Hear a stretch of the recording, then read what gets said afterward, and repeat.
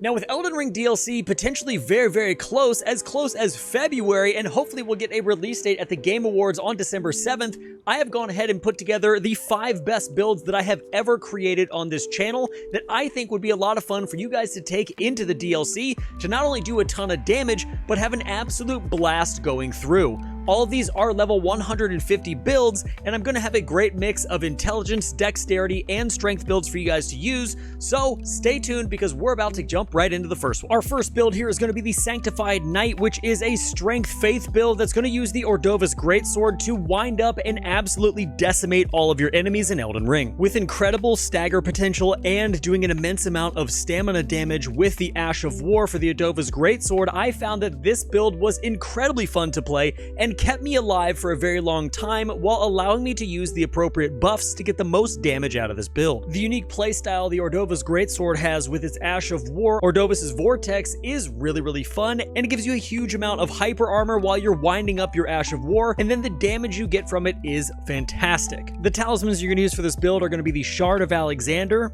the Godfrey Icon, the Dragoncrest Great Shield Talisman, and the Old Lord's Talisman. All these talismans are going to synergize very well for you, giving a great amount of damage negation, as well as a great amount of damage and overall quality of life for Elden Ring as you play through the lands between. The Shard of Alexander is going to give you plus 15% damage to your skills. The Godfrey Icon is going to give you plus 15% damage to your charge skills and spells. The Dragoncrest Great Shield Talisman is going to give you plus 20% damage negation, and the Old Lord's Talisman is going to allow your buffs to last longer by providing you an extended spell duration by 30%. If you do want more damage for your Ash of War and you don't mind taking a little bit more, you can use the Sacred Scorpion Charm, which is going to provide you with 12% more holy damage, allowing you to hit harder. For my flask, I'm going to be using the Stone Barb Crack tier as well as the Holy Shrouding Crack tier for 2 reasons. Number 1, the Stone Barb tier is going to allow you to break enemy stances, and since the Ordova's Vortex already hits incredibly hard, this is going to allow you to break stances really easy. And the Holy Shrouding Crack tier is going to add 20%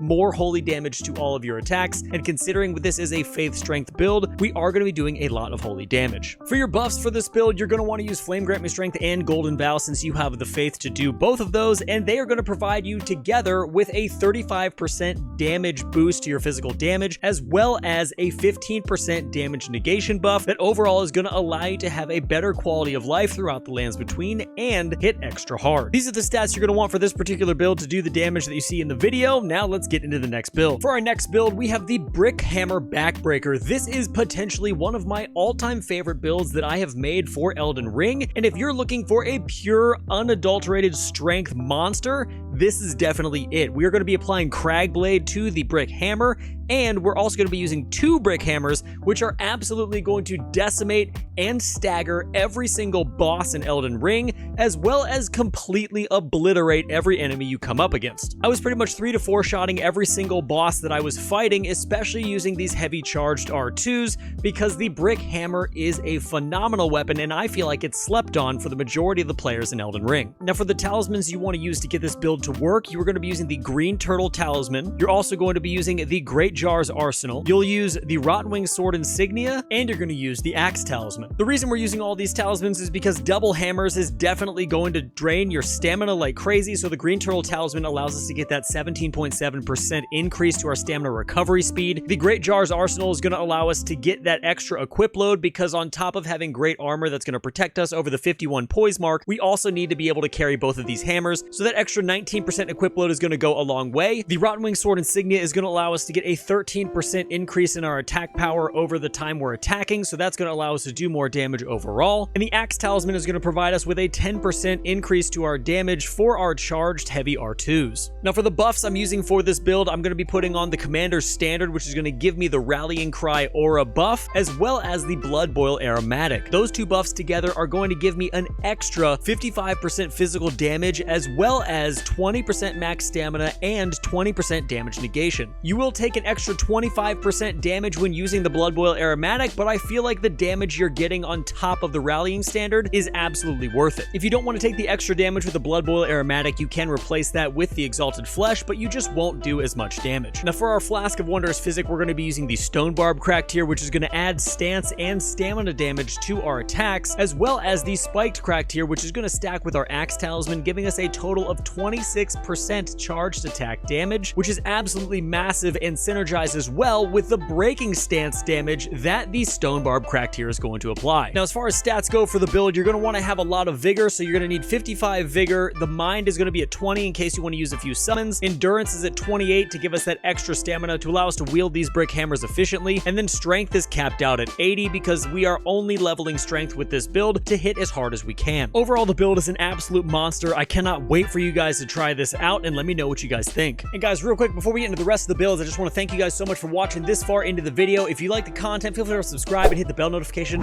It helps me out a ton, and at the rate we're going, I think we're going to hit 20,000 subscribers in 2023, which is insane. Thank you guys so much for that. And if you're wondering why I'm not telling you where any items are within this actual video, I am going to have all the original videos linked in the description below, so if you need to go find something, go check out those videos because they will tell you at length where to get all the stuff. So without further ado, let's get into the next build. So this is my Eleonora's Revenge build. It is a build that uses the Eleonora's pole blade to use combos and chain attacks to absolutely decimate your enemies. And because it's a Dex Arcane build, we're going to be stacking that bleed damage like crazy. And overall, this build is going to be one of the best that you are going to use in the game. I feel like Eleonora's pole blade is not talked about a ton because everyone was too busy talking about how the Rivers of Blood got nerfed into the ground. However, this weapon is absolutely incredible, and the fact that it's received very little nerf over the course of 2 years that this game has been out is very surprising to me. But nevertheless, this build is going to provide you with an immense amount of fun. You're going to be very powerful in the lands between, and it's always fun using a blood build, so let's get into how the build works. For your talismans, you're going to be using the Lord of Blood's Exaltation. You're also going to be using the Shard of Alexander, the Fire Scorpion Charm, as well as the Rottenwing Sword Insignia. All these talismans are going to work incredibly well together, allowing your Ash of War to hit extremely hard, as well as proccing a ton of attack power boost for you as you're doing your damage. As stated before, the Shard of Alexander is going to give you that 15% damage to your skills. The Lord of Blood's Exaltation is going to give you a 20% attack power boost once blood loss is in the vicinity. The Rottenwing Sword Insignia is also going to help your chain attacks by giving you a 13% attack power boost once you've hit the enemy about 7 times, and that is super easy to do with his Ash of War. And the Fire Scorpion Charm is going to stack your fire damage, giving you an extra 12% fire damage on this weapon, which is going to help us out a lot. Now for your Flask of Wondrous Physic for this build, you're going to be using the Thorny cracked here and the Flame Shrouding cracked here. The Flame Shrouding cracked here is going to give you a 20% damage boost to your fire attacks, and the Thorny cracked here is going to give you a 20% damage increase based on your successive attacks, which is also going to stack with our Rottenwing Sword Insignia, allowing us to get a ton of damage off with this build. Now there are a few more things you can equip to make this build work very well for you. The first is going to be the White Mask, because that's going to allow you to get 10% extra attack power boost when blood loss is in the vicinity. This is going to stack with the rest of our talismans, allowing us to up our damage even more. And then also you're going to want to use Flame Grant Me Strength, which is not only going to give you 20% more fire damage, but it's also going to give you 20% more physical damage to Eleonora's pole blade. You can also use the Blood Boil Aromatic, which is going to give you 30% more physical damage, but you are going to take 25% more damage, so be careful with this.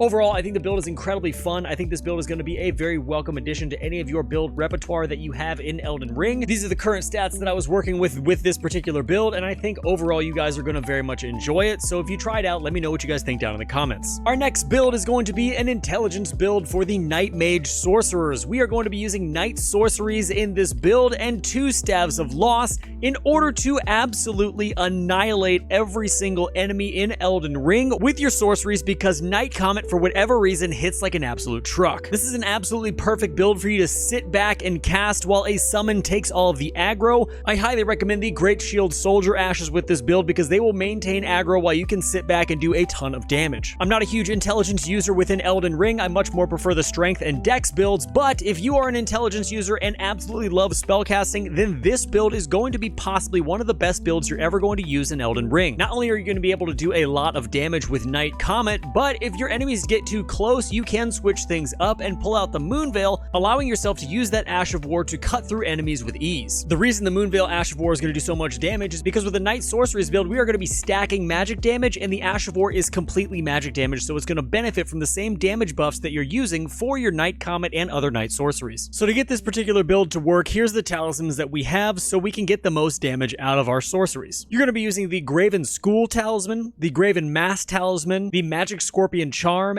and the Godfrey Icon. All of these talismans are going to work well together, allowing you to stack a ton of magic damage and charge spell damage onto this build. The Graven School Talisman is going to give you a plus 4% damage boost to your sorceries, while the Graven Mask Talisman is going to stack on top of that, and the Graven Mask Talisman is going to give you an 8% damage boost to your sorceries, while the Magic Scorpion Charm is going to give us a 12% magic damage boost, and then also the Godfrey Icon is going to give us a 15% damage boost to our charged spells, and Knight Comet is a charged spell, allowing us to apply this talisman to that sorcery. Speaking of adding more damage to this build, you are going to want to use not one, but 2 Staves of Loss. Each staff is going to give you a 30% increase in your Knight Sorcery damage. If you don't have 2 staves, that is okay. You can still just use the 1, and that's still going to allow you to get a lot of damage put on top of your Knight Sorceries, but this staff is definitely required for this particular build. If you want to swap out one of the talismans, I would suggest swapping out the Graven School Talisman and replacing it with the Ritual Sword, but that is completely up to you. For your Flask of Wondrous Physic, you're going to be using the Magic Shrouding Crack tier as well as the Cerulean Hidden tier,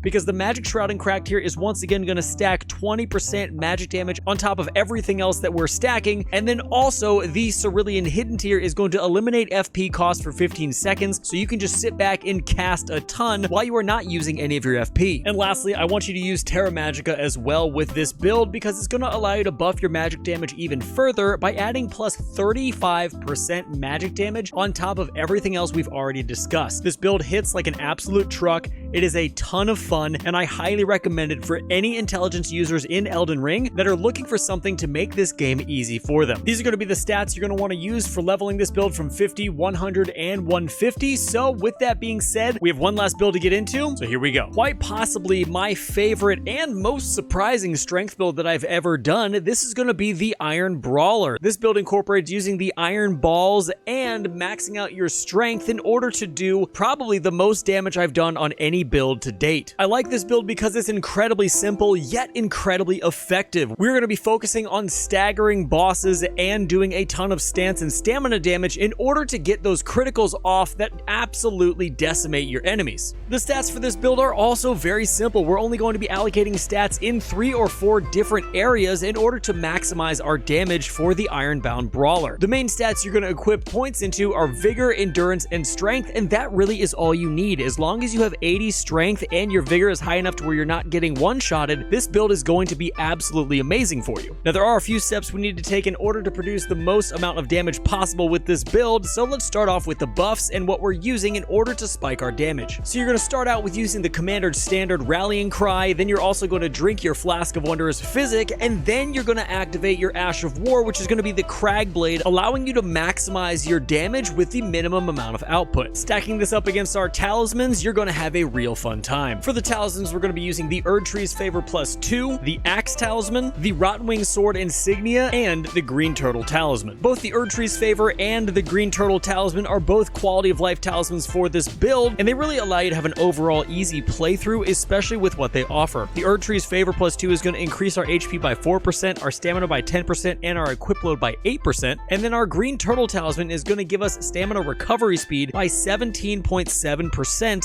which when using these heavy charged R2s and the fast attacking Iron Balls, you're definitely going to need that extra stamina. The Rottenwing Sword Insignia is going to be one of our damage talisman, and that's going to allow us to get a 13% increase to our attack power after successive attacks, and our Axe Talisman is not only going to stack with our tier and our flask, but it's also going to provide us with a 10% damage boost to charged heavy R2s. Now, as far as the Flask of Wondrous Physic, you're going to be using the Thorny Crack tier and the Spike Crack tier. The Thorny Crack tier is going to allow you to get a 20% damage boost upon successive attacks, and the Spike Crack tier is going to enhance our charged R2s even farther by providing us with 15% extra charged R2 damage. And guys, there you have it. That is all 5 of the builds that I think you need to take into the Elden Ring DLC. Now, even if the DLC doesn't get a release date on December 7th at the Game Awards, these are still great builds to take a look at, play through the game with, and have overall a really good time. All of the videos are going to be linked down in the description. This was just an overview video of every build that I think is the best build on my channel. And if you're liking the channel and the value you're receiving from it, go ahead and hit that subscribe button and the bell notification for me. I appreciate it a ton, and it helps out the channel and costs you nothing. So thank you guys so much for watching to the end of the video. I appreciate it, and until next time, stay safe, enjoy the game, and I'll see you in the next one.